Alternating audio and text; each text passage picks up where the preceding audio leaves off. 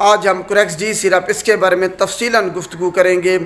کس قسم کی کھانسی کے لیے سیرپ کو استعمال کیا جا سکتا ہے؟ کیا بچے اس کو استعمال کر سکتے ہیں؟ کیا دودھ پلانے والی مائیں اس کو استعمال کر سکتی ہیں؟ کیا حاملہ خواتین اس کو استعمال کر سکتی ہیں؟ اور اس کی ڈوز کیا ہوگی؟ آخر اس کو دن میں کتنی مرتبہ اور کتنی مقدار میں استعمال کرنا ہے ہم نے؟ اس کی ایڈورس ڈرگ ریئیکشن مضر صحت اثرات کیا کیا ہو سکتے ہیں اور کن ادویات کے ساتھ آپ نے استعمال نہیں کرنا؟ ان تمام سوالات کے جوابات آج آپ کو اس ویڈیو میں ملیں گے۔ اگر آپ کوریکس ڈی سیرپ استعمال کر رہے ہیں یا کرنا چاہ رہے ہیں تو یہ ویڈیو خاص آپ کے لیے۔ تو سیرپ کو ہرگز استعمال نہیں کر سکتے بغیر مشورہ کے، کیونکہ اس کی بہت زیادہ لت لگ سکتی ہے، بہت زیادہ ڈرگ ڈیپینڈنس ہیں۔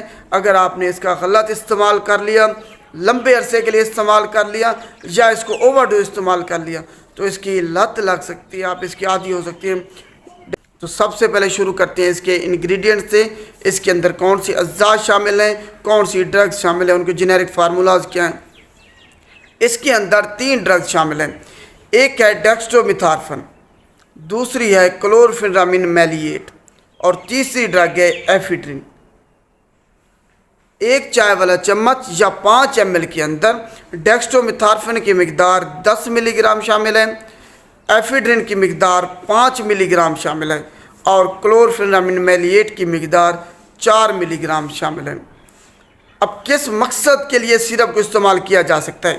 اگر آپ کو خشک کھانسی ہے، نزلہ ہے، زکام ہے، چھینکیں آ رہی ہیں، آپ کی ناک بند ہے، اس میں انفلیمیشن ہے، سوزش ہے، اس میں آپ کو سانس لینے میں مشکلات پیش آ رہی ہیں، دمہ ہے آپ کو، تو یہ سیرپ اس مقصد کے لیے استعمال کیا جا سکتا ہے۔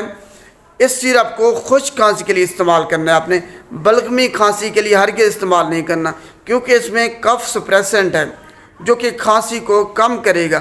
اگر آپ کو بلغمی کھانسی ہے، بلغم کا اخراج ہو رہا ہے، تو جب آپ یہ سیرپ استعمال کریں گے تو وہ جا کے کھانسی کو روک دے گا اور جو سیکریشن ہے ساری آپ کی وہ پھیپھڑوں میں رہ جائے گی۔ تو خیال رکھنا ہے، کوریکس ڈی سیرپ کو صرف خشک کھانسی کے لیے آپ نے استعمال کرنا ہے۔ اب علیحدہ علیحدہ تینوں ڈرگز کو ہم ڈسکس کرتے ہیں۔ سب سے پہلے ہم نے بات کی ڈیکسٹرومیتھارفن، یہ کف سپریسنٹ کے طور پر کام کرتا ہے۔ اگر آپ کو کھانسی آ رہی ہے، کوئی فارن پارٹیکل آپ کے جسم کے اندر داخل ہوا جس کے نتیجے میں ریفلیکس ایکشن کے طور پر آپ کو کھانسی آتی ہے، تو یہ اس کھانسی کو جا کے روک دے گا، کم کر دے گا۔ دوسرا اس کا فائدہ یہ ہے کہ اینٹی ڈپریسنٹ کے طور پر بھی کام کرتا ہے۔ جو لوگ ڈپریشن کے پیشنٹ ہیں، جن کو ڈپریشن رہتی ہے، انگزائٹی کے پیشنٹ ہیں، جب وہ اس کو استعمال کرتے تو ان کو فائدہ حاصل ہوتا ہے۔ اور اس کی بہت زیادہ لت لگ سکتی ہے، عادی ہو سکتی ہیں، ڈرگ ڈیپینڈنس اس کی بہت زیادہ ہے ڈیکسٹرومیتھارفن کی۔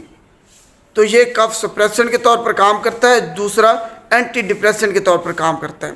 دوسری ڈرگ ہے کلورفینرامین میلیٹ، جو کہ اینٹی ہسٹامینک کے طور پر کام کرتی ہے، اینٹی الرجک، کہ جیسے ہی آپ کوئی فارن پارٹیکل آپ کے جسم میں داخل ہوا ہے تو آپ کا جسم میں کیمیکل ریلیز کرتا ہے جس کو ہسٹامین کہتے ہیں، جو کیمیکل امیون سسٹم کو ایکٹیویٹ کر دیتا ہے اور وہ آپ کھانسی دیتے ہیں، آپ کو جو ساری علامات، چھینکیں آتی ہیں، آپ کی ناک سے پانی بھی بہنا شروع ہو جاتے ہیں، آنکھوں سے، یہ سارا ریفلیکس ایکشن ہے امیون سسٹم کا، ہسٹامین ریلیز ہونے کی وجہ سے یہ سارا نظام شروع ہوتا ہے۔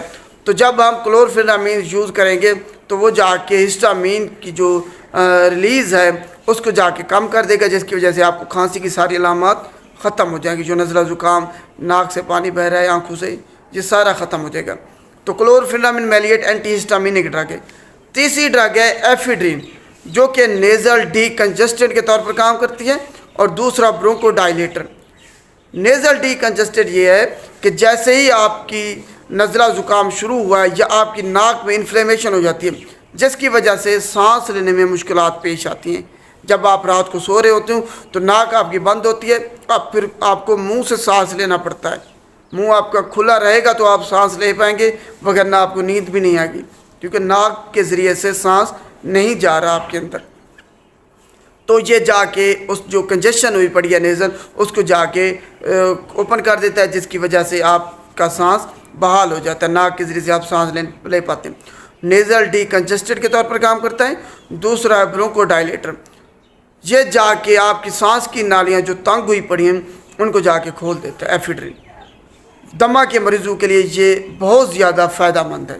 تو یہ ایفیڈرین کی اس کی بھی بہت زیادہ لت لگ سکتی ہے آپ کو، آپ اس کے عادی ہو سکتی ہیں اگر آپ نے ضرورت سے زیادہ یا اس کی ڈوز بڑھا دی یا لمبے عرصے کے لیے اس کو استعمال کر لیا، یا کسی پرسکرپشن کے نسخہ کے بغیر، فزیشین یا فارماسسٹ کے مشورے کے بغیر اس کو استعمال کر لیا تو آپ اس کے عادی ہو سکتی ہیں۔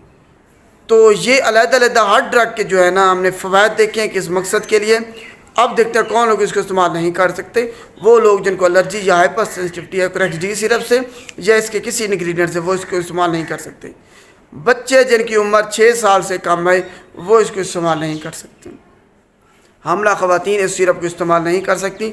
دودھ پلانے والی مائیں اس سیرپ کو استعمال نہیں کر سکتی۔ اب کن ادویات کے ساتھ ہم نے اس کو استعمال نہیں کرنا، یہ سب سے اہم ہے۔ اگر آپ نے یہی غلطی کر دی تو آپ کی ڈیتھ بھی ہو سکتی ہے اس سیرپ کو استعمال کرنے کے بعد۔ کون سی ادویات آپ نے اس کے ساتھ استعمال نہیں کرنی؟ کوئی بھی نیند آور ادویات آپ نے اس سیرپ کے کوریکس ڈی سیرپ کے ساتھ استعمال نہیں کرنی۔ ٹراما-ڈول وہ استعمال نہیں کرنی اس کے ساتھ۔ دوسرے نمبر پر بیٹا بلاکر جو ہے ایٹینولول، میٹوپرولول، بسوپرولول، نیڈولول، یہ جو بیٹا بلاکرز ہیں اس کے ساتھ استعمال نہیں کرنے۔ تیسرے نمبر پر فلوکسیٹین، ڈولوکسیٹین، پیروکسیٹین، یہ بھی آپ نے اس کوریکس ڈی سیرپ کے ساتھ استعمال نہیں کرنا۔ فینیلزین، ایسوکارباکسیلیٹ، وہ بھی استعمال نہیں کرنا۔ اگر آپ یہ استعمال کرتے ہیں تو آپ کا بلڈ پریشر بہت زیادہ بڑھ جاتا ہے، جس کی وجہ سے آپ کو ہارٹ اٹیک ہو سکتا ہے، سٹروک ہو سکتا ہے، آپ کی ڈیتھ ہو سکتی ہے ودن منٹ۔ تو خیال رکھنا ہے اب اگر آپ یہ ادویات استعمال کر رہے ہیں تو آپ کوریکس ڈی سیرپ کو ہرگز استعمال نہیں کر سکتے۔ ان کا آپس میں ڈرگ انٹریکشن ہے۔ اگر آپ وہ ادویات استعمال کر رہے ہیں تو اس سیرپ کو استعمال نہیں کرنا۔ اب ڈوز کے بارے میں بات کرتے ہیں، آخر اس کو دن میں کتنی مرتبہ اور کتنی مقدار میں استعمال کر سکتے ہیں۔ بالغ افراد کے لیے ڈوز یہ ہے 1 سے 2 چائے والے چمچ دن میں 3 مرتبہ استعمال کر سکتے ہیں، اور بچے جن کی عمر 6 سال سے 12 سال کے درمیان ہے وہ آدھا چائے والا چمچ سے لے کے 1 چائے والا چمچ دن میں 3 مرتبہ استعمال کر سکتے ہیں۔ 6 سال سے کم عمر کے بچے اس کو استعمال نہیں کر سکتے، خود کبھی بھی اس کو استعمال نہیں کرنا، ہمیشہ فزیشین یا فارماسسٹ کے مشورے سے اس کو استعمال کرنا ہے۔ اور اس کی قیمت جو ہے نا اس وقت آج 30 جنوری 2025 ہے، اس وقت اس کی قیمت کوریکس ڈی سیرپ کی 160 روپے ہے، اور 120 ml میں یہ دستیاب ہے، اویلیبل ہے۔ اب ہم اس کے ایڈورس ڈرگ ریئیکشن، مضر صحت اثرات کے بارے میں بات کرتے ہیں۔ آخر میں تفصیل کے ساتھ آپ نے اس کو سمجھنا ہے۔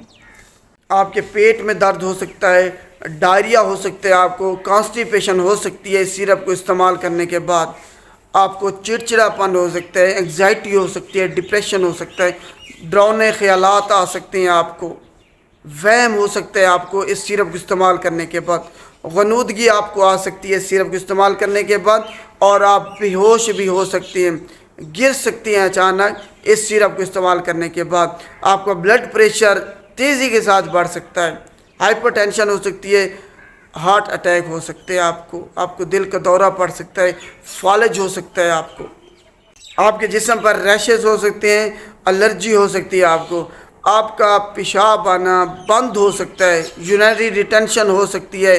یہ سب سے عام دیکھا گیا ہے کہ آپ کو قبض ہو سکتی ہے، یورینری ریٹینشن، یا پھر جو بے ہوش ہو سکتے ہیں آپ، غنودگی آ سکتی ہے، سر میں درد ہو سکتا ہے، ڈراؤنے خیالات خواب، اور آپ خودکشی کی کوشش بھی کر سکتے ہیں۔